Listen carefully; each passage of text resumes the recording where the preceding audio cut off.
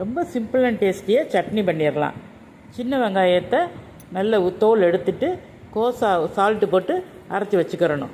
அரைச்சி வச்சுட்டு அதில் காஷ்மீரி சில்லி தூள், தனி மிளகாத்தூள் எதுனாலும் போட்டுக்கலாம். போட்டு அப்படியே கிண்டி அதில் ஒரு தாளிப்பு போட்டு ஊற்றிட வேண்டியது. இது நல்ல சுரீர்னு நல்லா இருக்கும், நிறைய சாப்பிடலாம். இதில் வெங்காயம் போட்டு தாளிக்கணும்னாலும் தாளிக்கலாம், இல்லைன்னா கடுகு, கருவேப்பிலை, பெருங்காயம் சிம்பிளாக தாளித்து ஒரு நிமிஷத்தில் இது செஞ்சிடலாம். வெங்காயம் உரிக்கிறதுக்கு தான் டைம், ஒரு 20 செகண்ட் ஆகும். அப்படியே டக்குன்னு உரித்து இட்லிக்கு சாப்பிடையில் நல்ல 10 இட்லி கூட சாப்பிட்ருவாங்க, பிரியமாக சாப்பிடுவாங்க. நான் சட்னி வீடியோ ஒரு 40 வீடியோ வரைக்கும் போட்டிருக்கேன் ஷார்ட்ஸில், அதுவும் பாருங்கள், ரொம்ப டேஸ்ட்டாக இருக்குது. அடுத்து நம்ம பச்சை மிளகாய் சட்னி பார்க்குறோம். இது அம்மியில் வச்சு அப்படியேவோ நகட்டி அரைச்சி எடுத்துடுறது. ஒரு புளியை வச்சு கிராமங்களில் முந்தி காலத்தில் ஒரு 20-30 வருஷத்துக்கு முன்னாடி கடகடன்னு வத்தலோ பச்சை மிளகாயோ புளியை வச்சு வெங்காயம் வச்சு இப்படி அரைச்சி கொடுப்பாங்க. இது சாதங்களுக்கும் தொட்டு சாப்பிடுவாங்க. சாயங்காலம் நேரம் சாதம் மிஞ்சிருச்சுன்னா டிஃபனுக்கும் இட்லி தோசைக்கு புளிச்ச மாவுக்கு இப்படி அரைச்சி குடிக்கப்போ சுரீர்னு இருக்கும். இது நான் போட்டிருக்க சட்னி பூரா எல்லாமே ஸ்பைசியான சட்னிஸ் தான். இது ரொம்ப டேஸ்ட்டாக இருக்கும்.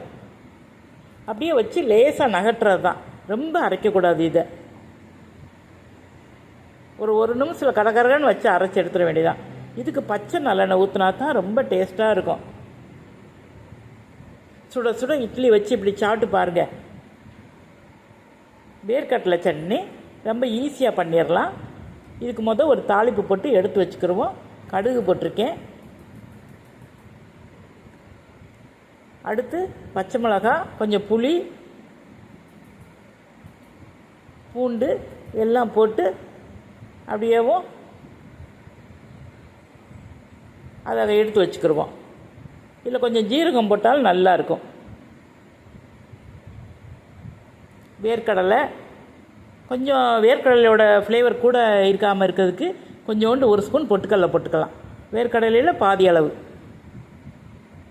சால்ட்டு அப்படியே அரைச்சி எடுத்துட வேண்டியது தான். இது அப்படியே நல்ல மையாக அரைச்சி எடுத்துட வேண்டியது தான். எடுத்து இதுக்கு ஒரு தாளிப்பு போட்டோம்னா ரொம்ப நல்லா இருக்கும். எல்லோரும் விரும்பி சாப்பிடுவாங்க. சத்தான சட்னியும் கூட இது. நம்மகிட்ட தேங்காய் தக்காளிலாம் இல்லாதப்போ இது செஞ்சு பார்க்கலாம். தேங்காய் சட்னியை நல்ல சுள்ளுன்னு அரைக்கலாம். காரமான மிளகா போட்டுக்கிறலாம்.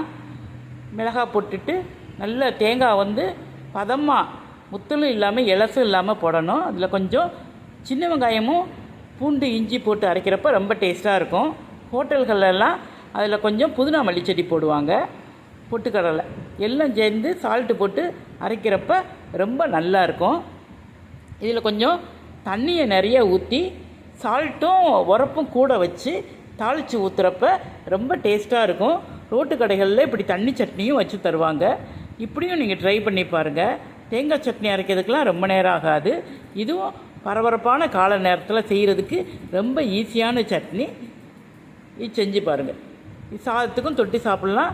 கெட்டி சட்னி கேட்குறவங்களுக்கு இப்படி கெட்டியாகவும் கொடுக்கலாம், விரும்பி சாப்பிடுவாங்க எல்லோரும். தயிர் சட்னி செய்யலாம். இது ரொம்ப சிம்பிளான சட்னி தான்.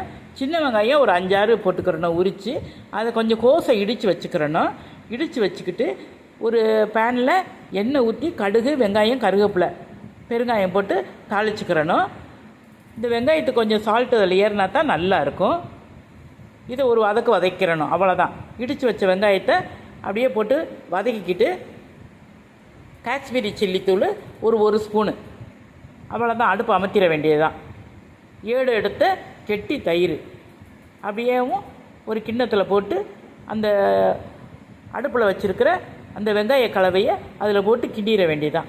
இது சாப்பாட்டுக்கு, சாம்பார் சாதத்துக்கெலாம் தொட்டு சாப்பிட ரொம்ப டேஸ்ட்டாக இருக்கும். இட்லி தோசைக்கும் நல்லாயிருக்கும், சப்பாத்திக்கும் ரொம்ப டேஸ்ட்டாக இருக்கும். எல்லோரும் விரும்பி சாப்பிடுவாங்க. இது எவ்வளோ செஞ்சாலும் பத்தாது. அதனால் நீங்கள் இதை ஒரு தடவை ட்ரை பண்ணி பாருங்கள், எல்லோரும் விரும்பி சாப்பிடுவாங்க. செட்டிநாடு சமையல்னாலே அது ஒரு டேஸ்ட்டு தான். அங்கே அரைக்கிற சலவை சட்னி பார்ப்போம். தேங்காய் சில்ல தோல் எடுத்துக்கிறணும். நல்ல காரமான மிளகாய் பெருசு 2 போட்டிருக்கேன். இஞ்சி ஒரு சின்ன பீஸு, 2 பூண்டு பல், தேங்காய் சில் தோல் எடுத்து வெட்டி வச்சுருக்குறோம். சால்ட்டு எல்லாம் போட்டு நல்ல மையாக அரைச்சிக்கிறணும். இது தோல் எடுத்ததுனால வெள்ளை வெள்ளேன்னு இருக்கும். தாளிப்பு ஊற்றி சாப்பிட்றப்ப ரொம்ப நல்லா இருக்கும். எல்லோரும் விரும்பி சாப்பிடுவாங்க. இட்லிக்கும் நல்லாயிருக்கும், தோசைக்கு சப்பாத்திக்கு தொட்டு கூட சாப்பிட்டுக்கலாம். இதுபோல் நீங்களும் ட்ரை பண்ணுங்கள். 1 மினிட்டில் ஏதாவது ஸ்பைசியாக சட்னி செய்யலாம்னா இந்த சட்னி செய்யலாம். 1.5 ஸ்பூன் எண்ணெய் காஞ்ச பிறகு கடுகு வெடிச்சுக்கிறட்டும். சின்ன வெங்காயம் ரவுண்டாக கட் பண்ணி வச்சுக்கோங்க. ஒரு நல்ல உரப்பான மிளகா போட்டுக்கோங்க. இது நான் ஒரு 4 பேருக்கு செஞ்சுருக்கேன். கொஞ்சோண்டு கருவேப்பிலை எல்லாத்தையும் போட்டு ஒரு 10 செகண்ட் மாத்திரம் வதக்கினா போதும். ரொம்ப வதங்கக்கூடாது, அது க்ரன்ச்சியாக இருக்கணும். கொஞ்சம் பெருங்காயம் போட்டுக்கோங்க. 2 பிஞ்ச் அளவுக்கு பெருங்காயம் போடலாம். பெருங்காயமான நல்லாயிருக்கும். குழம்புக்கெல்லாம் போடுவோம்ல, அந்த மிளகாத்தூள் கொஞ்சம் போட்டுக்கோங்க. ஒரு லெமன் சைஸுக்கு அளவுக்கு தக்காளி, அதை நான் அரைச்சி போட்டிருக்கேன், சீக்கிரம் ரெடி ஆகட்டுன்றதுக்காக. இல்லைன்னா நீங்கள் தக்காளி நல்லா கனிஞ்ச தக்காளினா பிழிஞ்சு விட்டுருங்க. எல்லாம் சேர்ந்து ஒரு ஒரு ஒரு கொஞ்ச நேரத்துலேயே அப்படியே எண்ணெய் பிரிஞ்சு வந்துடும். இது இட்லியில் வச்சு கொடுங்க, ரசித்து சாப்பிடுவாங்க. சின்ன குழந்தைங்கலேருந்து பெரியவங்க வரைக்கும் நல்லா சாப்பிடுவாங்க. இது ஈஸியாக செய்கிறதுக்கும் ஸ்பைசியாக சாப்பிட்றதுக்கும் இன்னும் சாப்பிடும் போல் இது தோணிக்கிட்டே இருக்கும். அப்படிப்பட்ட ஈஸியான சிம்பிளான டேஸ்ட்டான சட்னி நீங்கள் செஞ்சு பாருங்கள். இதுபோல் சட்னிகள் சேனலில் நிறைய இருக்குது. நீங்கள் தில்லை சமையலுக்குள்ளே போய் அது எல்லாத்தையும் பாருங்கள்.